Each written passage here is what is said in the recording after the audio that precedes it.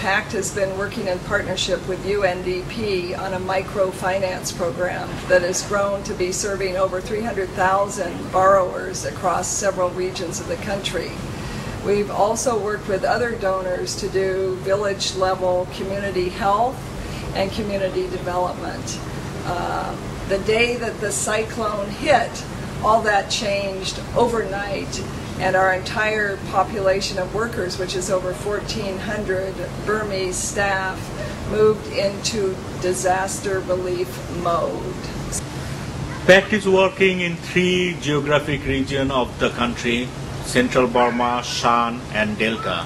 This time, Central Burma and Shan activities will go as it is in the past, but for Delta, we will need to revise our strategy. After that period, we will review the situation and strategize again that how we will support these communities for whom we are working for last 10 years. Our situation was absolutely unimaginable. We realized that we were at the heart of the cyclone with over 400 staff who were microfinance workers who literally overnight turned themselves into disaster relief organizers.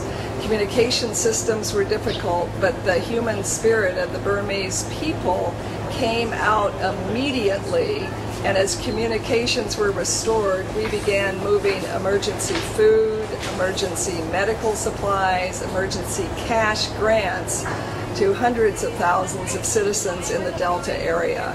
So imagine, you think you're doing one job one day, you think you're a teacher one day, and the next day you become an emergency relief worker. It changed Pact. We simply had to step up to the plate, use common sense, and take advantage of all the trust that we had with citizens in the Delta area to build on their strengths, bring our relief efforts to them as fast as we could with the help of a lot of other people, and do anything that we could see that was necessary to save lives. Soon after the cyclone, Pact decided to use cash grant as a strategy to reach people, bringing people together. So Pact is taking cash grants for cash for work and cash grants for food and shelter repairing, agricultural support. Pact takes this cash grant to the community, bring community together to decide what are their priorities and how they want to use cash grant for the village as a whole. Community together decides their priority, where they want to use small cash grants for the community, use local landless laborers to work for the community.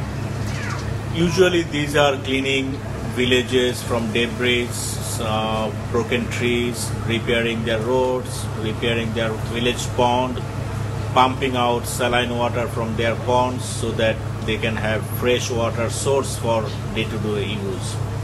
We worked through village committees to do distribution of rice and water. We also had enough money to do emergency tarpaulins and some medical supplies so that we could send volunteer doctors by boat to villages to help people who had injuries, broken arms, cracked heads, sores, wounds from trees falling on them, from being tumbled into the water. Unimaginable devastation. Cash grants for household labels are for food like rice, oil, pulses for day-to-day use, repairing shelters from the rain. So they use as their priority, and selection of these recipients are decided by the community as a whole, village organizations and village elders. They come together and they prioritize who will get what support, who will get shelter repairing grants, and who will get food subsidy grants. And based on that, Pact use village community to distribute cash grants. So it is bringing the community together for making the decision who will get what, and bringing village elders and leaders together to decide for priorities of their villages. So these cash grants are sort of bringing people together for stabilizing the village. You absolutely have to rely on common sense to take direct emergency action, and you have to move fast.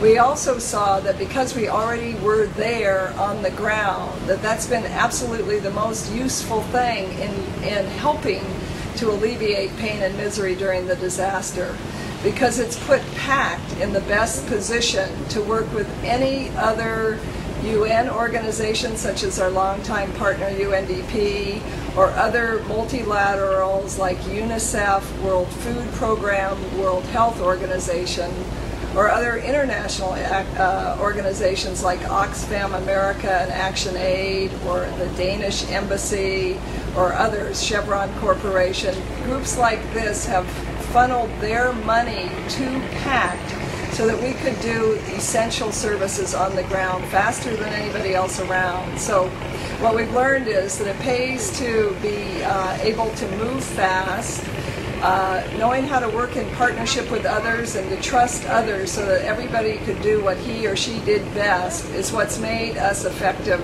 for the last 4 weeks.